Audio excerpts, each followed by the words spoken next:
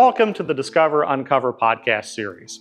I'm Todd Slisher, the Executive Director of the Sloan Museum of Discovery and Longway Planetarium in Flint, Michigan. Our mission is to engage communities on a learning journey in history and science.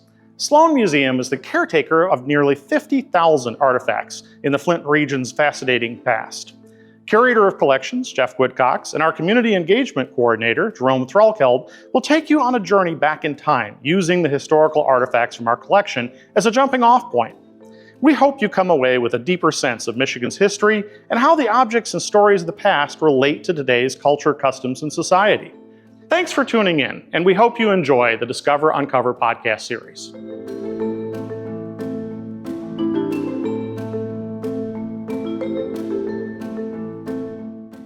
Hello and welcome to Discover Uncover here at Sloan Museum of Discovery and Longway Planetarium in the great city of Flint, Michigan.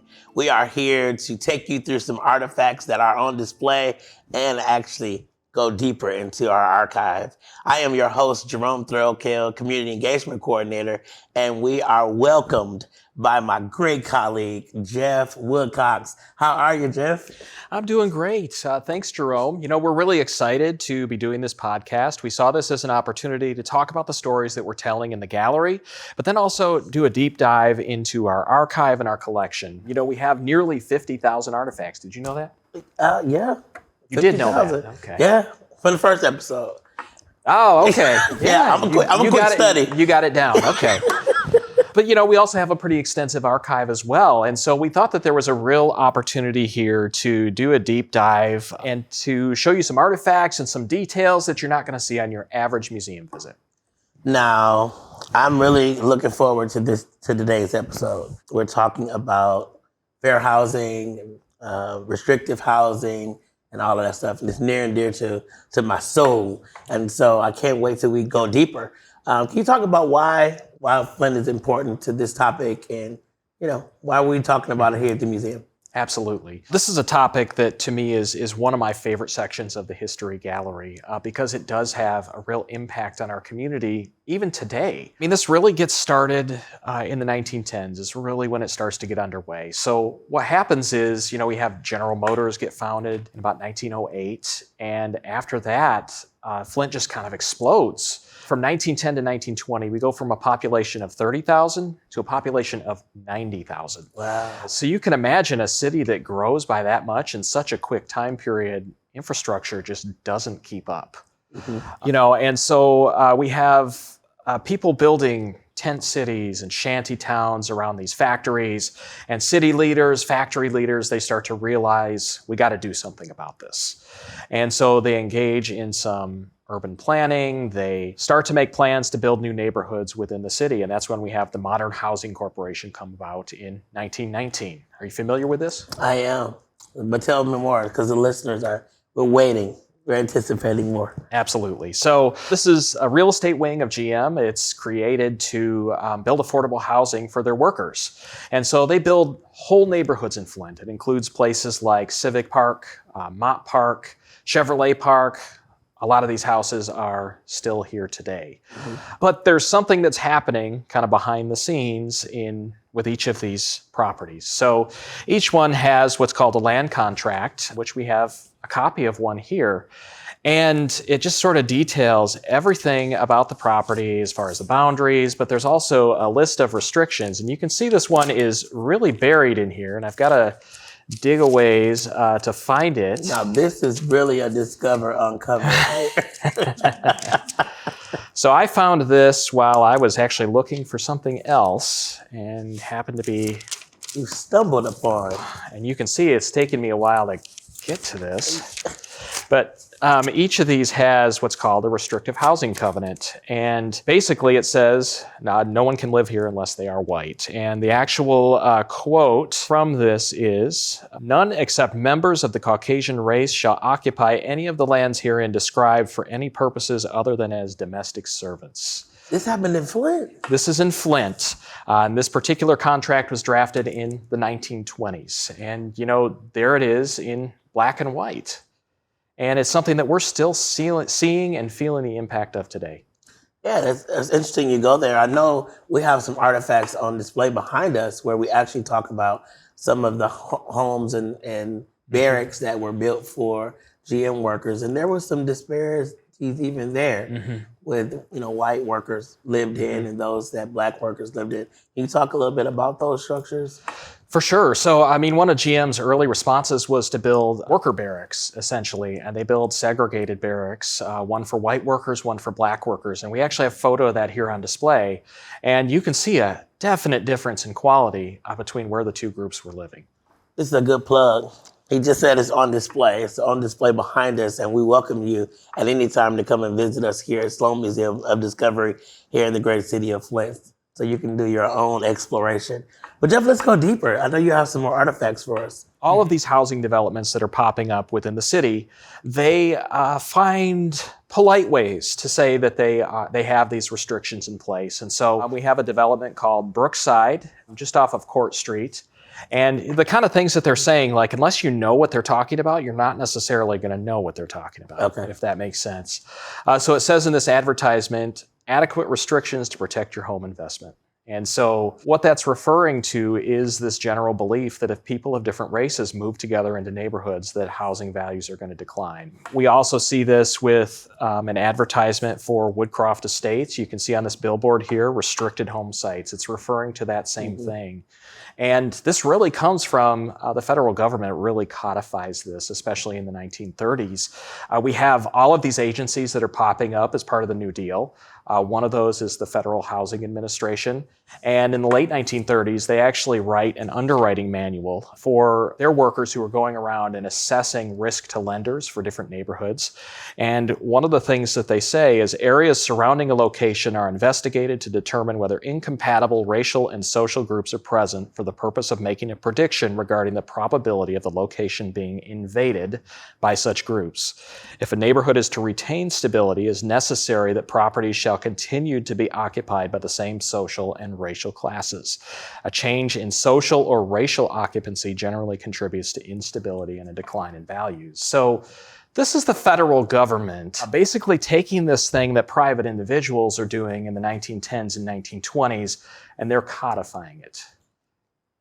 Wow. It's interesting you bring up Woodcox Estates. I remember growing up and going down Miller Road, and you just kind of knew not to go on that side. They used to have these gates and things of that nature. And so it was to really kind of keep people out. It's interesting that we're talking about this because if there are restricted housing covenants, I mean, where did black and brown people live in the area? Seems like they were, where could they live? So we basically have two neighborhoods that are completely unrestricted. And one of those is the St. John neighborhood up on the north end. It's formerly around the Buick City site. And then we have Floral Park, or the South Side neighborhood, which was actually just south of the museum here. That's awesome. We're sitting here, and there's a quote up top that says, "I'm not going to sit up here any longer and live an equal opportunity lie." And that was a quote by somebody very famous in Flint. And I'm going to test you real quick to see how much of your Flint history you know. I know who said it. I grew up knowing this person. But who was it? So this guy was Mayor Floyd McCree, and he was Flint's very first black mayor. And there's a lot of really exciting events that are happening in Flint around this time period. This is the late 1960s, 1967, 68.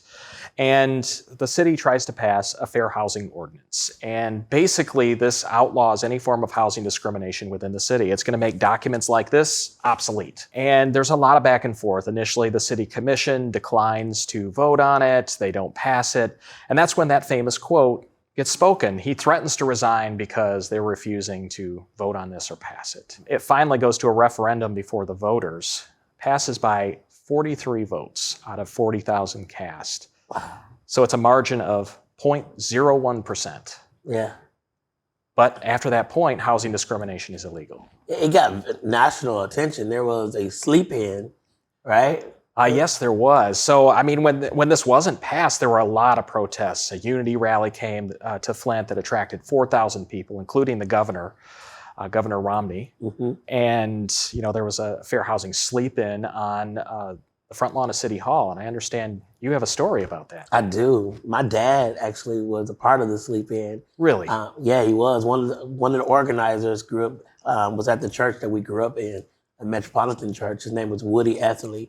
he was one of the main people out speaking about it, and they rallied a lot of young people to sleep in. And so my dad slept and did the sleep in. It was out fighting and protesting. And once fair housing passed, my dad was the first person to live on the block. His house was west of DuPont and west of Fleming Road.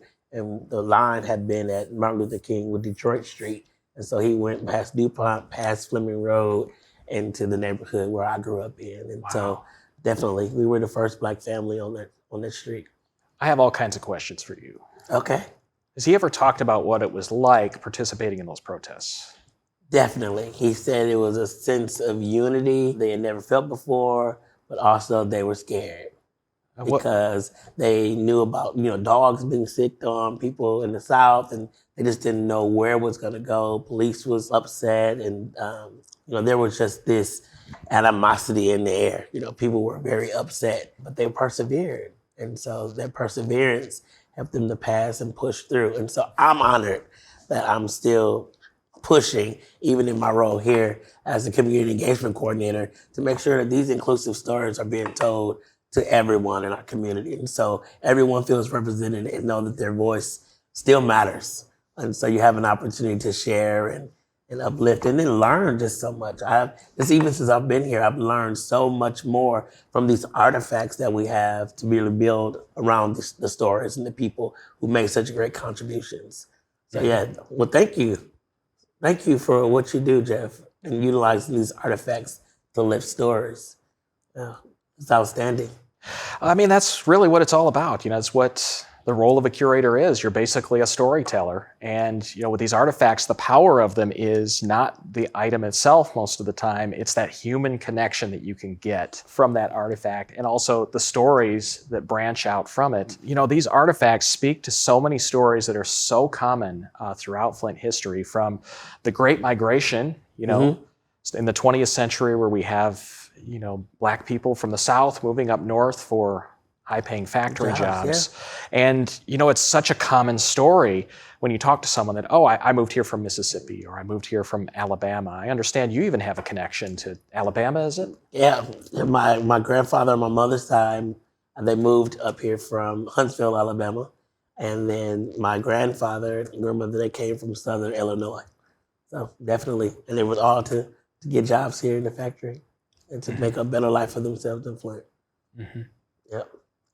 If you have a story about fair housing and you've either lived in the neighborhood or you're restricted from living in the neighborhood, and you have any artifacts about that or any stories you would love to share with us, we would love for you to contact us. And we're always trying to build more artifacts to help us tell these stories. And we have a telephone number that you can call us. The telephone number is 810-237-3417, or you can email us at podcast@sloanlongway.org. Also, if you have a burning question or you have something that you would love for us to talk about on our next episode, we would love for you to call us and email us as well. And we would love to start off our next episode maybe with some of those questions that people may have. Again, thank you, Geoff, for being with us. Do you have any closing comments to our guest today?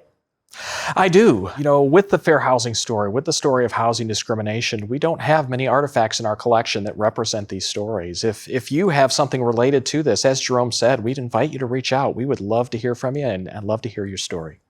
One more thing before we go. We use this word artifact. And now when I came to the museum, I thought artifact was dinosaur bones. That was the only time I actually had heard the word artifact. Well, tell us, what is an artifact? So an artifact is not just limited to dinosaur bones. Sloan Museum, we collect from Flint and Genesee County history. That's mainly what our collection focuses on. And the artifacts in our collection, we use them to tell stories. So the things that we like to collect are not necessarily what people generally think of. We would love to collect your mom's apron if she used that while she was cooking breakfast every single morning for you while you lived on St. John Street. Because then we can tell your mom's story. We can tell a story about what someone's life was like in the St. John neighborhood, and then it takes it from this sort of large-scale view of the neighborhood to a zoomed-in view of someone's individual life. And that's a lot more powerful and a lot more relatable to people. I think one of the things that I've learned as part of this job is that we're all human and we all have the same wants and needs and a lot of commonalities, and a lot of that shines through in these artifacts. Well, Geoff, thank you for celebrating our humanity. And now that you know what an artifact is and you know that we're looking for them, please contact us. Again, our phone number is 810-237-3417, or you can email us at podcast@sloanlongway.org. Thank you so much for tuning in, and we hope that you would tune in next time for Discover, Uncover. I mean, I know who he is, but I want to know. I want to test your gangster and see if you know. I cannot say test your gangster. You know I'm gangster. Come on. I cannot say that.